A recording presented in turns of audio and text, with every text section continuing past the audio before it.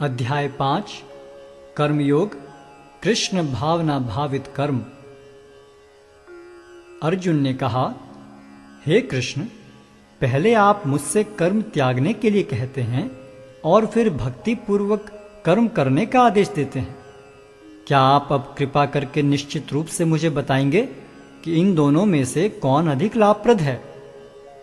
श्री भगवान ने उत्तर दिया, मुक्ति के लिए तो कर्म का परित्याग तथा भक्ति में कर्म दोनों ही उत्तम हैं, किंतु इन दोनों में से कर्म के परित्याग से भक्ति युक्त कर्म श्रेष्ठ है। जो पुरुष न तो कर्म फलों से घृणा करता है और न कर्म फल की इच्छा करता है, वह नित्य सन्यासी जाना जाता है। हे महाबाहु अर्जुन, ऐसा मनुष्य समस्त द्वंद्वों से रहित होकर बहुबंधन को पार कर पूर्णतया मुक्त हो जाता है। अज्ञानी ही भक्ति को भौतिक जगत के विश्लेषणात्मक अध्ययन से भिन्न कहते हैं। जो वस्तुतः ज्ञानी हैं वे कहते हैं कि जो इनमें से किसी एक मार्ग का भली भांति अनुसरण करता है वह दोनों के फल प्राप्त कर लेता है। जो यह जानता है कि विश्लेषणात्मक अध्ययन द्वारा प्राप्य स्थान भक्ति द्वारा भी प्राप्त किया जा सकता है, और इस तरह जो सांख्य योग तथा भक्ति योग को एक समान देखता है वही वस्तुओं को यथारूप में देखता है। भक्ति में लगे बिना केवल समस्त कर्मों का परित्याग करने से कोई सुखी नहीं बन सकता, परंतु भक्ति में लगा हुआ विचारवान व्यक्ति शीघ्र ही परमेश्वर को प्राप्त कर लेता है। जो भक्ति भाव से कर्म करता है, जो विशुद्ध आत्मा है और अपने मन तथा इंद्रियों को वश में रखता है, वह सबों को प्रिय होता है और सभी लोग उसे प्रिय होते हैं। ऐसा व्यक्ति कर्म करता हुआ भी कभी नहीं बंधता। दिव्य भावनामृत युक्त पुरुष देखते, सुनते, स्पर्श करते, सूंघते, खाते, चलते फिरते, सोते तथा श्वास लेते हुए भी अपने अंतर में सदैव यही जानता रहता है कि वास्तव में वह कुछ भी नहीं करता।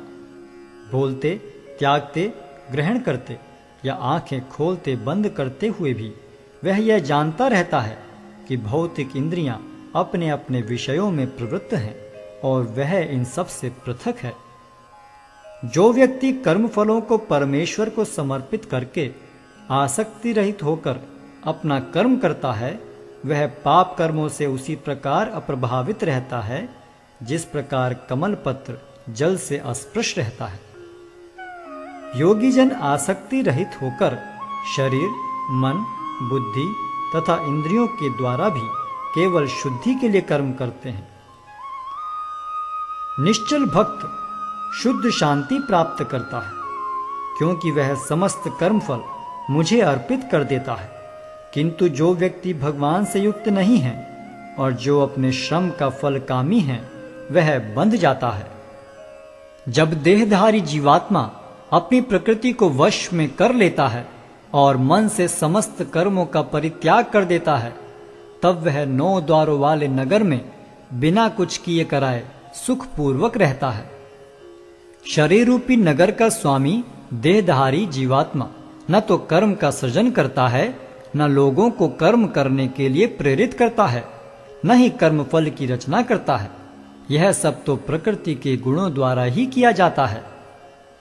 परमेश्वर न तो किसी के पापों को ग्रहण करता है न पुण्यों को, किंतु सारे देहधारी जीव उस अज्ञान के कारण मोहग्रस्त रहते हैं जो उनके वास्तविक ज्ञान को आच्छादित किए रहता है। किंतु जब कोई उस ज्ञान से प्रबुद्ध होता है जिससे अविद्या का विनाश होता है, तो उसके ज्ञान से सब कुछ उसी तरह प्रकट हो जाता है जैसे दिन में सूर्य से सारी वस्तुएं प्रकाशित हो जाती हैं। जब मनुष्य की बुद्धि, मन, श्रद्धा तथा शरण सब कुछ भगवान में स्थिर हो जाते हैं, तभी वह पूर्ण ज्ञान द्वारा समस्त कलमश से शुद्ध होता है और मुक्ति के पथ पर अग्रसर होता है। विनम्र साधु पुरुष अपने वास्तविक ज्ञान के कारण एक विद्वान तथा विनीत ब्राह्मण, गाय, हाथी, कुत्ता तथा चांडाल को समान दृष्टि से देखते हैं। जिनके मन एकत्व तथा समता में स्थिर हैं, उन्होंने जन्म तथा मृत्यु के बंधनों को पहले ही जीत लिया है। वे ब्रह्म के समान निर्दोष हैं और सदा ब्रह्म में ही स्थित रहते हैं। जो न तो प्रिय वस्तु को पाकर हर्षित होता है और न अप्रिय को पाकर विचलित होता है, जो स्थिर बुद्धि है, जो मोह रहित है और भगवत विद्या को जानने वाला है, वह पहले से ही ब्रह्म में स्थित रहता है। ऐसा मुक्त पुरुष भौतिक इंद्रिय सुख की ओर आकृष्ट नहीं होता, अपितु सदैव समाधि में रहकर अपने अंतर में आनंद का अनुभव करता है। इस प्रकार स्वरूप सिद्ध व्यक्ति पर ब्रह्म में एकाग्र चित्त होने के कारण असीम सुख भोगता है। बुद्धिमान मनुष्य दुख के कारणों में भाग नहीं लेता, जो कि भौतिक इंद्रियों के संसर्ग से उत्पन्न होते हैं। हे कुंती पुत्र, ऐसे भोगों का आदि तथा अंत होता है, अतः चतुर व्यक्ति उनमें आनंद नहीं लेता। यदि इस शरीर को त्यागने के पूर्व कोई मनुष्य इंद्रियों के वेगों को सहन करने तथा इच्छा एवं क्रोध के वेग को रोकने में समर्थ होता है, तो वह इस संसार में सुखी रह सकता है।